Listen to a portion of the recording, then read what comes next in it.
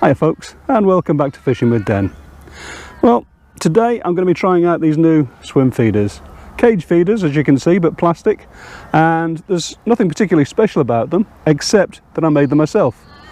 I've used the 3D printer to create the cage itself. I've got just a normal tail rubber which you can buy off the internet or from the tackle shops. Then inside here, this bit here, this stem, is actually part of the inside of a ballpoint pen or biro tube, and that comes out and the feeder comes off. Now yes, it does come through the feeder like that to come out, but the reason I've done that is because if I had that tube on the outside like some other feeders, I'd have had to have had a sort of a split down in the back of the lead weight here, which I really couldn't be bothered to do. So I've gone with that. Now that's a 30-gram feeder, but we're still in winter and it's still pretty cold, so I'm going to this tiny little feeder which is probably 15 or 20 grams. Can't remember which one I've picked up, but anyway. So basically we'll put the hook through the middle, as you saw, pull the stem through in the slot and down through and pull up. Now what I have done is I've just melted the end there so that can't go any further, and that's it. Pull the tail rubber back on and there we are, we're ready to go. So that's what's special about them. I made them myself, and part of the reason I did it is because I do like to use wire cage feeders quite a lot, but there are some places I go to where you've got weed coming up off the bottom, and so when you reel in you want the feeder to come up in the water, and that's why I've designed these. In fact, you can probably see it better on there with that diagonal sort of lift mechanism there, a bit like a wing, so it comes up in the water like that. That's the plan anyway. Having done that, that will mean that it comes across the surface and I shouldn't get snagged up on weeds. The other thing is, I do often fish gravel pits and sand pits which have these real sort of drop-offs where the crane and the digger has gone in and scooped out large amounts of sand or gravel, so you've got a ledge. So if you're not careful, if you're fishing just the other side of that ledge, you can end up in a situation where you lift out and this line gets chafed by the ledge. So the more I can get this to lift, the better. Now, I've never actually used these before. This is the very first cast with them. As I say, this is probably 15 or 20 grams, this one. So what I'm going to do is just cast out. It seems to cast pretty well. That's just a gentle lob. Got to be careful over there. There is a big snag over there, but I'll wait for this to hit the bottom. Okay, now assume we want to bring it in and just reel, and hopefully you can see that skimming across the top, really with no effort whatsoever. Yes, it creates a bit of disturbance on the top, but that's okay for these situations.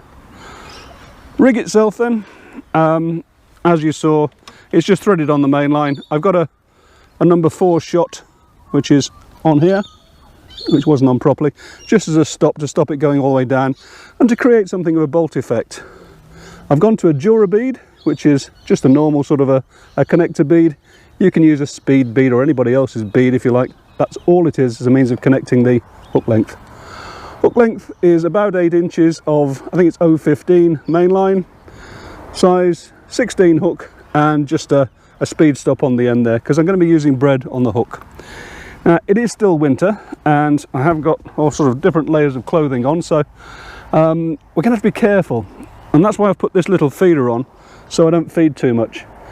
What I'm going to do is put 1 or maybe 2 of these out in the area I'm going to fish, and then probably then start to fish without any feed in the actual feeder itself. I'm going to see how we go. Really don't know if I'm going to catch, but the idea is to see how well this performs. Okay, I've got 2 discs of bait on. I think they're 8mm discs of bread, and I'm just going to put a few pellets in here.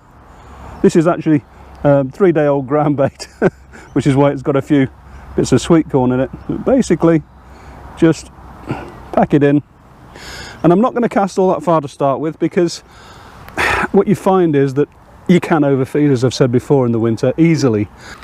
Let's see how this goes. Just a gentle cast to start with, very gentle, and I'm going to clip up at that point there. and just sink the line,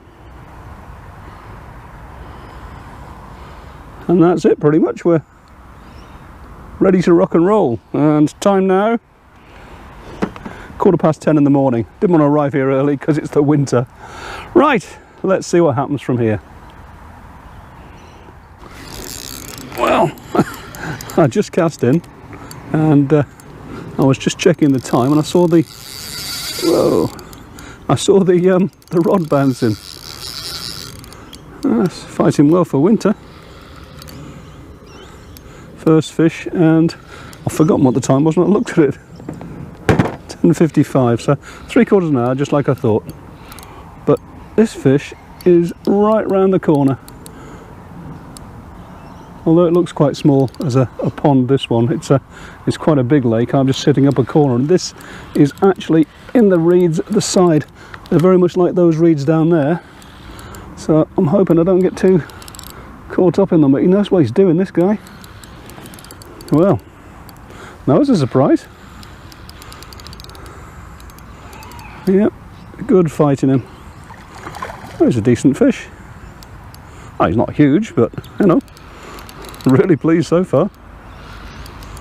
Just keep him out of this edge where there's a load of, well, dead and dying vegetation. You can probably see just out there, there's still a little bit sticking up from the summer. Okay, I think it's gone around the back of his dorsal fin and got caught up now, so I need to be a little bit careful. Well, this is a surprisingly good fight. Look at that. Oh, I'd also just put 2 pieces of sweet corn on the hair as well. I went away from the bread, put the sweet corn on, and literally it's gone straight round. And this guy certainly knows how to fight. Right, are we there yet, fish?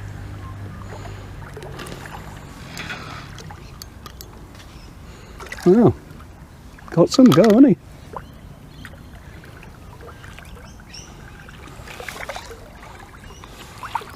Oh, get in the net. Right, well, impressed with myself. Well, impressed with my feeder anyway. Let's see what we got here. Oh yeah, he's a decent fish. Hasn't quite swallowed it, but I'll just throw that in out of the way. And he's a really chunky fish. It's probably only, I don't know, 4 or 5 pounds, but well, oh, I thought it was a hook in him. I was going to say, nobody normally fishes here, but yeah, very, very solid fish. Look at that. Lovely. Good start. I've had, I think it's 3 casts at the moment, and on the 3rd one I didn't actually put any bait in. It still went round, but this time I'm going to try a little bit of bait. This is just a balancing act this time of the year. You feed too much and basically you'll kill the swim, but let's just see how we go.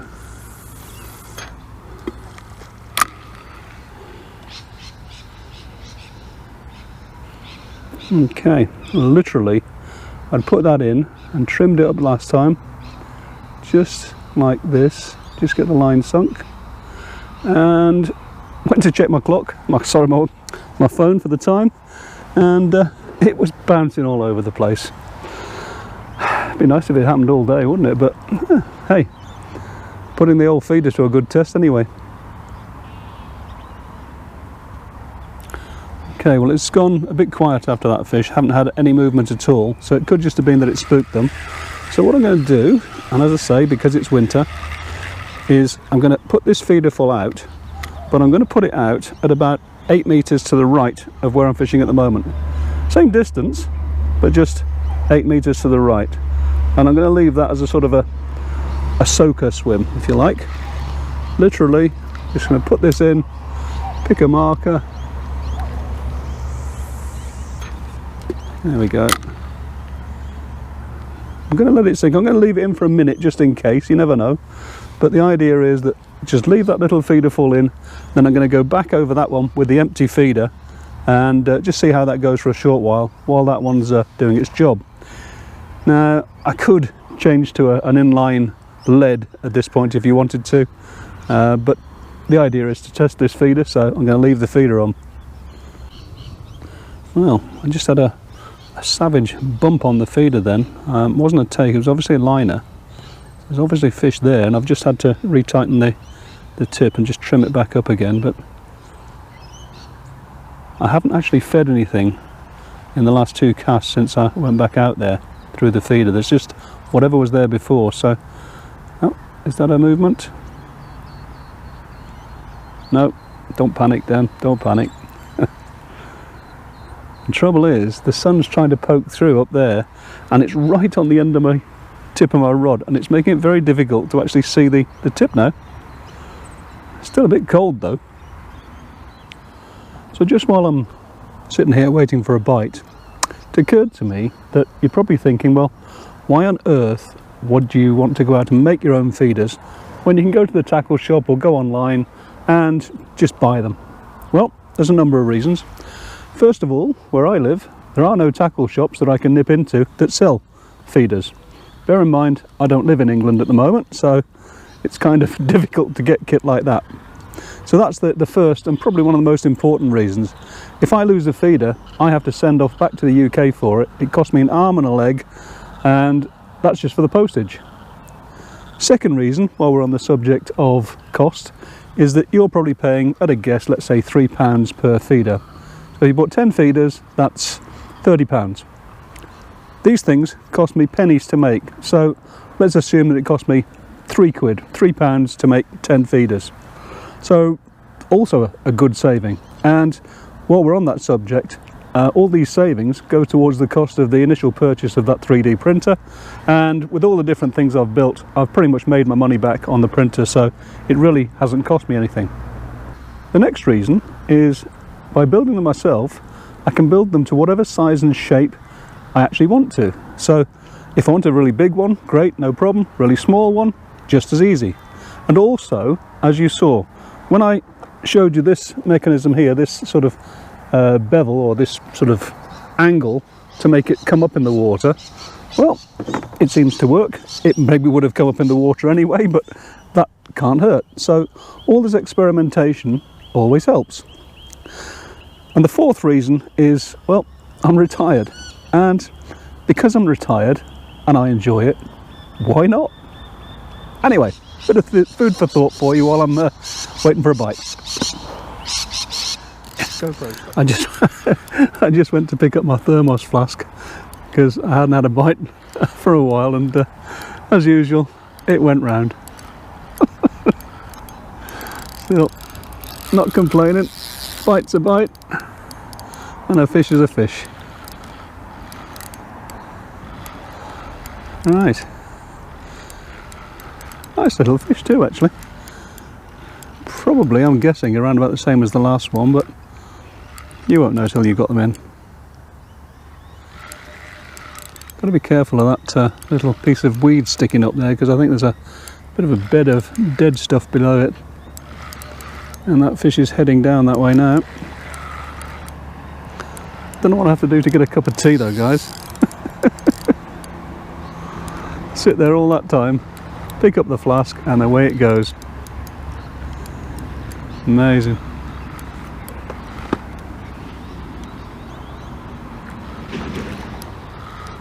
Oh, I don't think it's quite as big as the last one. No, it's not. And what I'm doing now is I'm actually casting the feeder out with nothing in it. I've got those little bits of bait in, but as I was saying in last week's episode, where I was saying about feeding hardly anything, the same applies to this sort of thing. There is a difference, which I'll explain maybe at the end, but yeah, we're starting to get maybe one or two now. This is the second fish, but let's just see if they keep coming. Yes.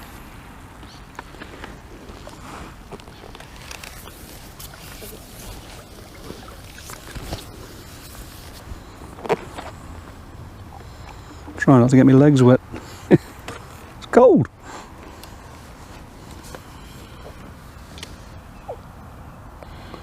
Oh, there we go.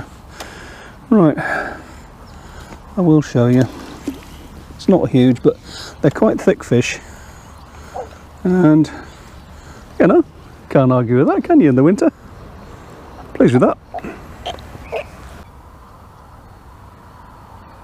That's a bite. Yeah.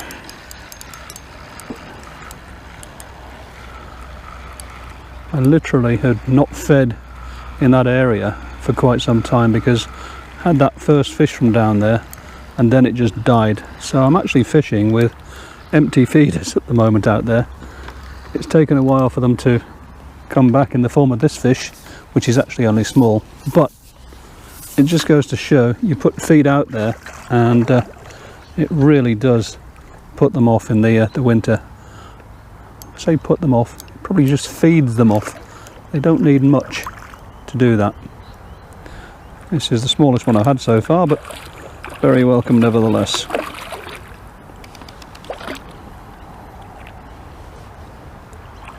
Doesn't want to give up though, does he? There we go.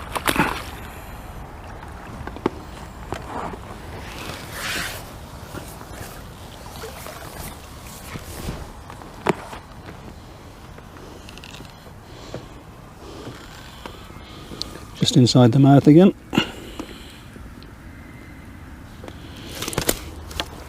Okay. He's probably only a couple of pounds, this one, look. But, as I say, very welcome nevertheless. Well, I just had a knock there that made me jump, but didn't actually go into a proper bite, so there's obviously one or two fish down there.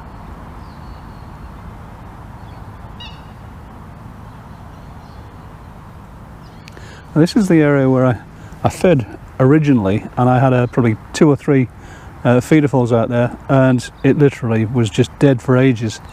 Haven't fed it at all for quite some time. I had that last fish there, and then I just had this bite just now. So sometimes, as I say, less is more. And in case you're wondering, that's why I very often sit with my arms folded like this. It's so I don't have my hand near the rod and I don't strike too soon. Works for me, guys. Well guys, it's mid-afternoon now. Not as late as it normally is when I pack up, but it's getting a bit chilly and the old bones are feeling it. So I think I've done enough to do the test I wanted to do today on the product, the cage feeder. I am pleased with it. It's done very well. On the cast, it did cast straight and level. There was no wobble, there was nothing by way of tumbling or anything like that, so that was a good thing. Bait wise, as you'd expect, I put the bait in and it stayed in quite well and also dispersed. The hole seemed to be big enough and it's just the same as any other feeder in that respect, so there shouldn't have been any issues there, and there weren't. As far as the retrieve goes, as I say, I retrieved and it came up in the water and onto the surface very quickly, so that also achieved the aim. And obviously plastic feeders tend to rise more quickly than metal ones anyway, but this little beveled edge here helped it to plane up in the water, so again I'm pretty pleased with that. Did I have any problems? Well, yep, because I'm using this 8 to 10 inch hook length, occasionally the line would do that and it would cause an issue. And it's only a question of undoing it like this, but again, I think what I'm going to have to do there is just keep this to a short hook length, sort of the 4 inch hook length like that in future to stop that happening. If I want longer hook lengths, what I'm going to do is I'm going to, instead of having the inline method, I'm going to have a swivel on the top there, just like ordinary feeders do. And then I can use it in the same way as I make up my normal cage feeders with the twizzle boom to keep it away and stop that tangling. And if you haven't seen how I set up cage feeders, there'll be a link just up above you now, so you can click on that one and have a look at it after this video. So overall then, yeah, pretty pleased with the way the whole thing went. Not perfect yet, but not far off. And so now I think I'm going to go off and I'm going to make myself a whole range of feeders from sort of these very small ones at anything from 10, 15 and 20 gram loadings up to very large feeders, and these will probably have 50 gram loadings or more. That'll cover the range of my still water fishing. Most of my river fishing will probably still be with the metal cage feeders because I find they're not as badly affected by current as these are going to be. But yeah, overall very pleased. And in terms of the fishing itself, well, it was always going to be hard because it's the winter, but as you've seen, I've put even small amounts of bait in, the tiny amounts of bait that this thing puts in, a couple of feederfuls of that, and you can end up having fish for a very short while and then they disappear. And then I've had to wait by putting no bait in at all, excuse me, by putting no bait in at all, I've been able to just put the feeder over there empty and catch one or two more fish. Now, could I have caught more fish? Well, yeah, definitely. And to do that, I would have had to fish with either a waggler or a pole and fed extremely sparingly. And just like last week's video, where I showed you that tiny amounts of bait can last you all day, then I reckon I could have kept these fish coming all day. It's not going to be like summer, but I maybe would have had 8 to 10 fish instead of 3 fish. But hopefully that's sort of gone a long way to help reinforce the video from last week, where, as I said, less is more. Just feeding a couple of bits of corn or a couple of pellets at a time, and that can easily make a good day from what could have been a really bad day. So there you go. You've got a 2-for-1 today. You've got a product review and you've also got a tutorial. Anyway, as always, I hope you enjoyed it and I hope you learned something. If you did, click the like button. If you want to subscribe, you can do that too. And until the next time, bye for now.